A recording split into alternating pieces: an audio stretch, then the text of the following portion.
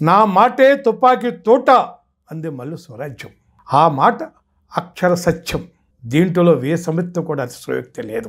ఆమె 16 సంవత్సరాల వయసులో తుపాకీని ఎత్తుకుని తెలంగాణ సాయుధ పోరాట విప్లవకారిణిగా తెలంగాణ గడ్డ మీద అడవుల్లో పోరాటం చేసినప్పుడు కానీ 2 పర్యాయములు లెజిస్లేచర్గా శాసనసభలో ప్రజా సమస్యల పట్ల తన గళం ఎత్తినప్పుడు కానీ 2 సందర్భాల్లో కూడా ఆమె తోటలాగానే బుల్లెట్ లాగానే ఆమె పనిచేసింది.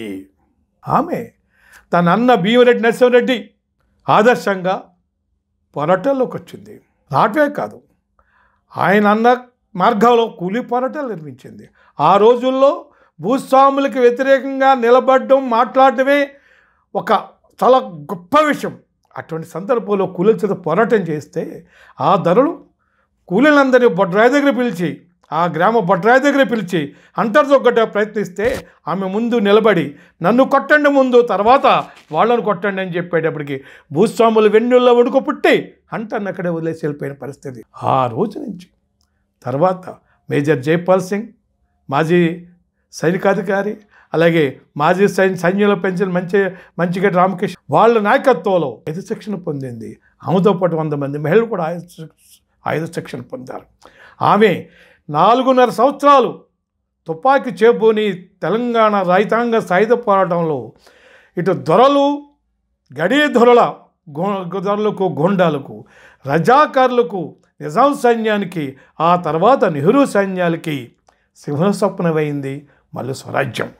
ఆమె ఒక విప్లవకారిణిగా, అదే సందర్భంలో ఒక లెజిస్లేటర్గా అద్వితీయమైన పాత్ర పోషించి, ఒక సందర్భంలో భూదాన భూముల్ని పేదలకు ఇచ్చినట్టు ఇచ్చి మళ్ళీ భూస్వాములు తీసుకుంటే దానికి వ్యతిరేకంగా పోరాటం చేస్తుంటే ఒక భూస్వామి తుపాకీతో కలిస్తే ఆ తుపాకీ తోటాను పట్టుకుని శాసనసభకు వచ్చి ఒక ఎమ్మెల్యేగా ఆ శాసనసభలో తుపాకీని ప్రదర్శించి, మేము ఈ తుపాకీలు చిన్నప్పుడే తుపాకులు పెట్టి తిరిగిన వాళ్ళం, మేము ఈ బుల్లెట్లు మాకు కొత్త కాదు.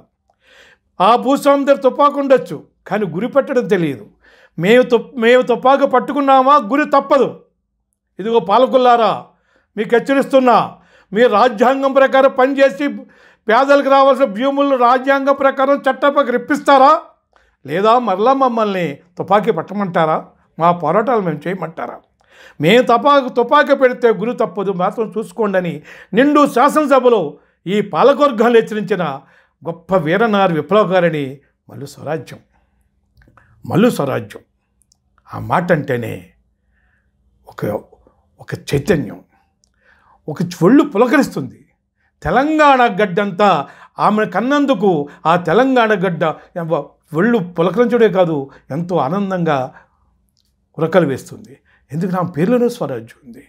ఆమె తెలంగాణ గడీ దొరల యొక్క దుర్మార్గాల నుంచి, వెట్టి నుంచి పేద ప్రజల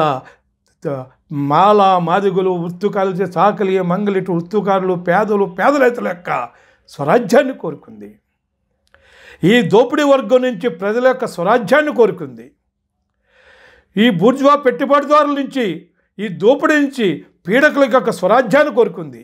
ఆ పేరులో ఆమె స్వరాజ్యం అనే పేరు ఆ తల్లిదండ్రులు పెట్టినందుకు దానికి పూర్తిగా న్యాయం చేకూర్చింది.